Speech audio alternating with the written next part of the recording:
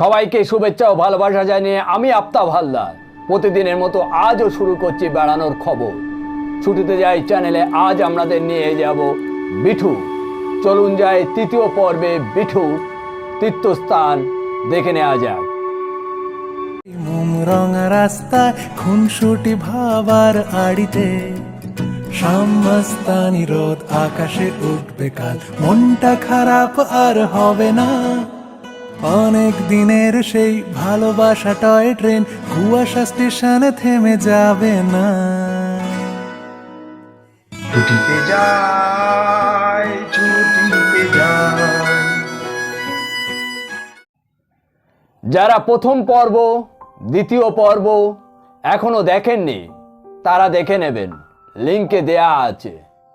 তো চলুন আজ তৃতীয় পর্ব সরাসরি চলে যায়। এখানে বহু ছোট আশ্রম তৈরি হয়েছে। বাংলায় লেখা একটা বোর্ড দেখে পায়ে পায়ে এগিয়ে গিয়ে দেখি সীতারাম দাস ওঙ্কার নাথের দ্বারায় প্রতিষ্ঠিত শ্রী লবকুশ আশ্রম। বেশ কিছুটা জায়গা নিয়ে আশ্রমের মধ্যে গড়ে ওঠে গুরু মন্দির, রাম সীতা, লবকুশ মন্দির, রাধাকৃষ্ণ মন্দির। এখানে একটি আবাসিকও আছে, বৈদিক বিদ্যালয় আছে। কোনো মুনি ঋষির আশ্রম দেখার সৌভাগ্য হয়নি। দুপুরে বিদ্যালয়ে মধ্যাহ্ন ভোজনের সময় এক ঝাঁক বালক কিশোরদের দেখার সুযোগ পাওয়া গেল। অলসভাবে ওদের দেখছিলাম। সবাই ধুতি পরা, গায়ে গেঞ্জি, কেউ বা খালি গায়ে, কারো উপবিত আছে, আবার কারোর নেই। মাথায় কারুর মণ্ডিত, আবার কারুর বা মোটা শিক্ষে মাথার পিছনে। খাওয়ার আগে সবাই একসাথে মন্ত্র উচ্চারণ করছিল। চোখ বন্ধ করে প্রাচীন বৈদিক অনুভূতি হচ্ছিল। চোখ খুলতে দেখি এখানেও কিছু কিছু ছেলে আছে, বিচ্ছু ছেলে। খাওয়ার মধ্যে দুষ্টুমি শুরু করে দিয়েছে। আগে যখন বৈদিক আশ্রম ছিল তখন ছিল গ্রামীণ ও ভারতবর্ষে। আজকের ডিজিটাল ভারতবর্ষের বৈদিক বিদ্যালয়ে শিশু কিশোররা ধুতি পরে মন্ত্রোচ্চারণ সাথে সাথে ওরা সচিন তেন্ডুলকর, বিরাট কোহলির খেলা দেখছে। এরাও হোয়াটসঅ্যাপ, ফেসবুকও জানে। একটা স্মার্টফোন পেলে ওদের চোখ মুখের ভাষা পাল্টে যায়। বিঠুর থেকে একটা অটো ভাড়া করে গঙ্গার সেতু পেরিয়ে প্রায় 6 কিলোমিটার দূরে গ্রামে গেলাম। বিঠুর কানপুর জেলায়, আবার সেতু পেরোলেই জেলা উন্নাও। মূল রাস্তা থেকে অনেকটা ভিতরে কয়েক বিঘা জমি নিয়ে মন্দির ও আশ্রম।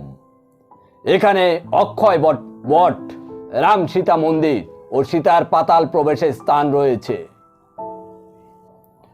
সমস্ত রাজ সুখ ছেড়ে রাগে দুঃখে অভিমানে সীতা স্বেচ্ছায় মাটির নিচে সমাধি নিয়েছিলেন।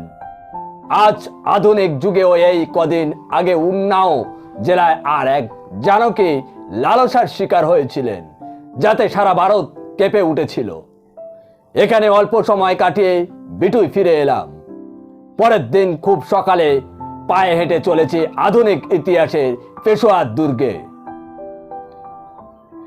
1857 সালে সিপাহী বিদ্রোহের সময় নানা সাহেব ও তাঁতিয়া টোপির নেতৃত্বে এই স্থান বড় ভূমিকা পালন করেছিল।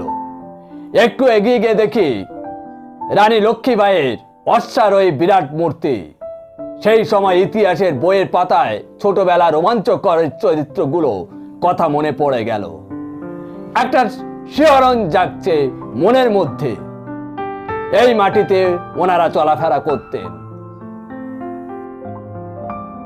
ঝাঁসি রানী লক্ষ্মীবাঈয়ের জন্ম 19 নভেম্বর 1835 সালে।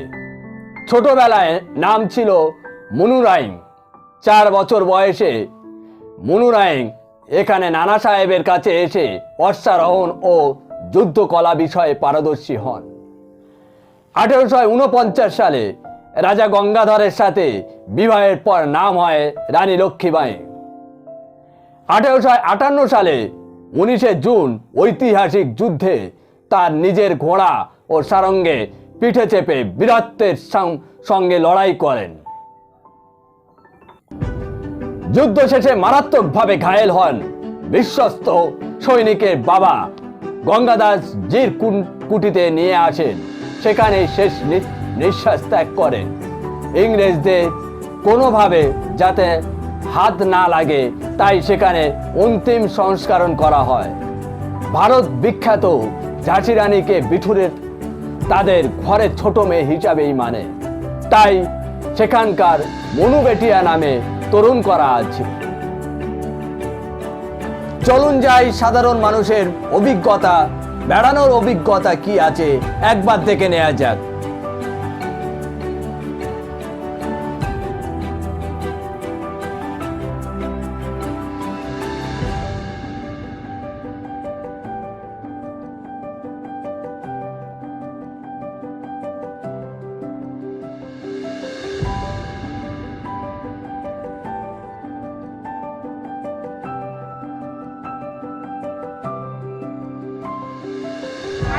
ভগবান সহায় টিকিট হয়ে গেছে, এবার আমরা ঢুকবো ভিক্টোরিয়া। আর এছাড়া আপনারা কোথায় কোথায় বেরিয়েছেন?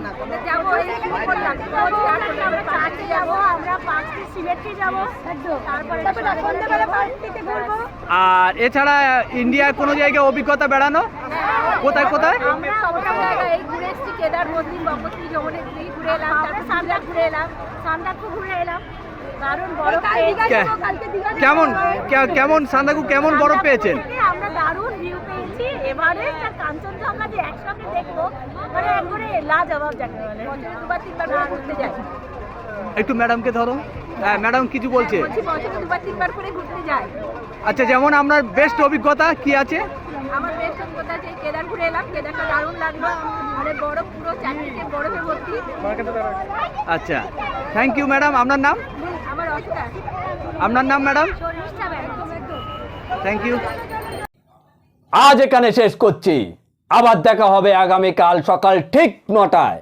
আপনারা সবাই সুস্থ থাকুন, ভালো থাকুন, আর প্রতিদিন সকাল 9টায় ছুটিতে যাই চ্যানেলে আমাদের বেড়ানোর অনুষ্ঠান দেখুন।